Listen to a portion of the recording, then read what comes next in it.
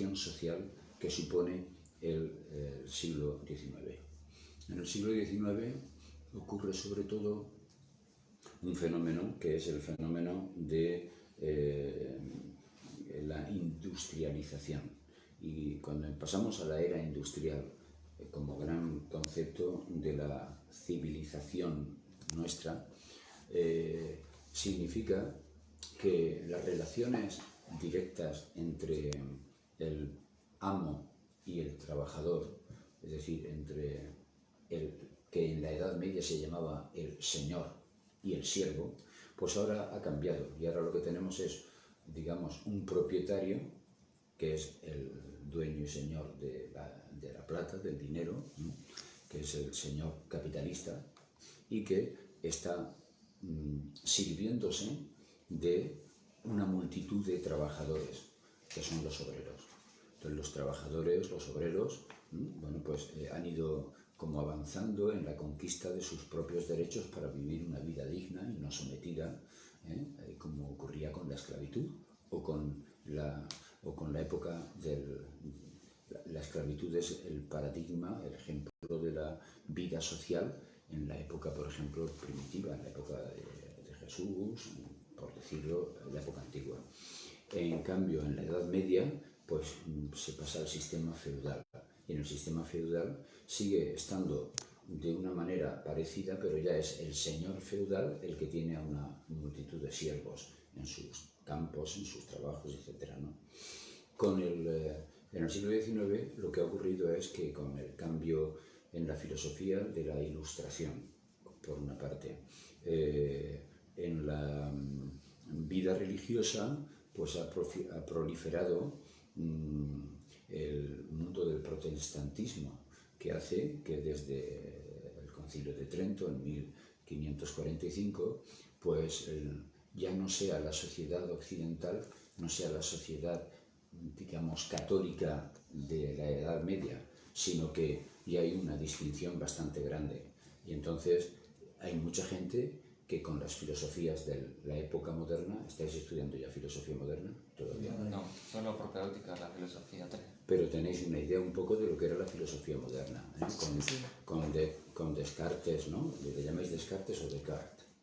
Descartes. Bueno, con Descartes y después todos los filósofos posteriores, con Kant, todo eso empieza toda la época, digamos, moderna. Y en esa época moderna, uno de los factores importantes que se ha introducido es el empirismo, por ejemplo, que es el racionalismo, podríamos decir. El racionalismo que da pie al racionalismo científico, la base de todas las ciencias, que es el positivismo propio del empirismo, ¿vale? Entonces, en esa situación de cambios de tipo social, de tipo filosófico y de tipo religioso, tenemos cambios estructurales que afectan ya a las relaciones humanas de muchas maneras, ¿no? Y entonces, en esa época ha ocurrido que todo lo que era el paso a una sociedad más plural en el ámbito religioso. ¿Por qué? Porque ya hay en Europa hay católicos y protestantes, pero además consolidados. Ya no es solamente la sociedad católica medieval. En el ámbito de la filosofía, lo que tenemos es el racionalismo y el espíritu científico basado en el empirismo, con lo cual tenemos un desarrollo de la ilustración, de la razón, que está por encima incluso de la fe. ¿Por qué? Porque la fe la mantienen los que creen, pero nada más. Y entonces, con la Revolución Francesa, que fue a principios del siglo XIX, con la Revolución Francesa, ya sabéis que empieza la Ilustración. Y todo eso se consolida al final de ese siglo, pues ya ha cambiado rotundamente el mundo. Ya no está en manos de los reyes. ¿Por qué? Pues porque han empezado a instaurarse los sistemas, digamos, que van a ir avanzando hacia la toma de posición de la burguesía en el poder, pero que ya no es el absolutismo de los reyes. Claro. Eso ha cambiado sobre todo a partir de Francia. Conocéis el eslogan de la libertad y la igualdad y la fraternidad, con lo cual empiezan los tres grandes valores de la Ilustración, que son libertad, igualdad y fraternidad. Y eso, digamos, prescindiendo de un referente religioso. Es por eso por lo que empieza la sociedad secularizada. Entonces, el mundo en el siglo XIX empieza a desvincularse de la idea de Dios en lo religioso. Empieza a descubrirse pues, la potencia de los seres humanos y cómo las relaciones entre los seres humanos no pueden ser relaciones de feudalismo, es decir, de amos que como señores y dueños de sus siervos hacen con ellos lo que quieren. Entonces todo eso empieza a ganar un terreno, ¿no?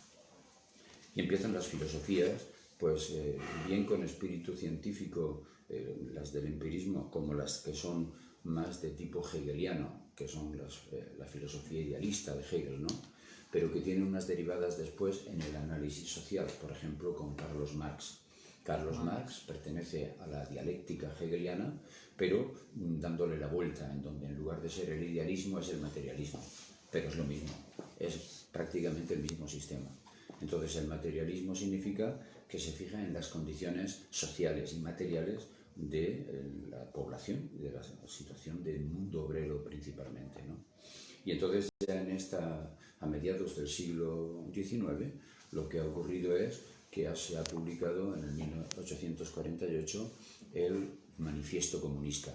El Manifiesto Comunista de Carlos Marx, bueno, es la orientación político y económica de lo que es toda su obra magna, que es el Capital.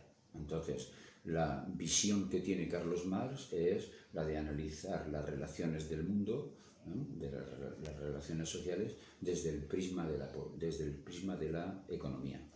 Y al establecer ese análisis de las relaciones económicas, bueno, pues él constata la existencia de las dos clases sociales, que son la clase que podríamos decir la clase obrera y la clase del capital. Entonces lo que viene es a criticar el capitalismo. El socialismo surge a partir del Manifiesto Comunista, especialmente. Anteriormente también había habido algunos otros intentos, ¿no?, sobre todo con las fases anarquistas, la de Proudhon, etc. Pero en cualquier caso, con Carlos Marx se sistematiza, y se sistematiza el materialismo histórico para, digamos, poner como una especie de premisas que son incuestionables. Y así es como surge el Manifiesto Comunista, que lo que llama es a todos los obreros del mundo a unirse, pues para ir contra el capital. ¿Por qué? Porque hace una lectura de clases sociales. ¿Cuántas clases sociales tenemos? Pues la clase dominante y la clase dominada. La clase dominante es la del capital, la clase dominada es la del proletariado, que es la clase más baja. Entonces, teniendo en cuenta esa relación de dependencia que existe entre una clase y la otra, ¿qué es lo que propugna el comunismo, que es el socialismo llevado hasta sus últimas consecuencias? En el Manifiesto Comunista lo que propugna es que mientras que están ocupando el poder todos los poderosos de la economía, y así es como está funcionando, en lo que se llamaba el sistema liberal.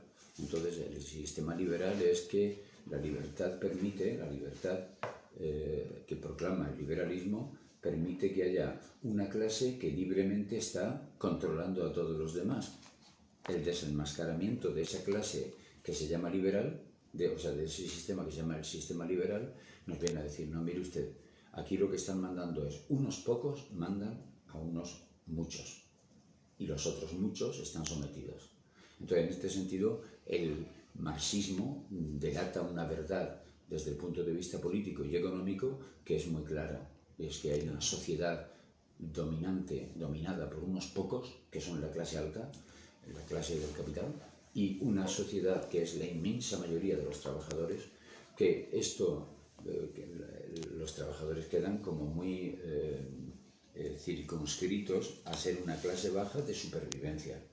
Entonces, la clase baja de supervivencia, ¿de qué tiene que vivir? Pues tiene que vivir para seguir produciendo más, para seguir produciendo. Y cuando estamos en la época de la industrialización, que es la característica fundamental, lo que nos ocurre es que la industria en manos de quién está, de los poderosos. Y entonces se utiliza la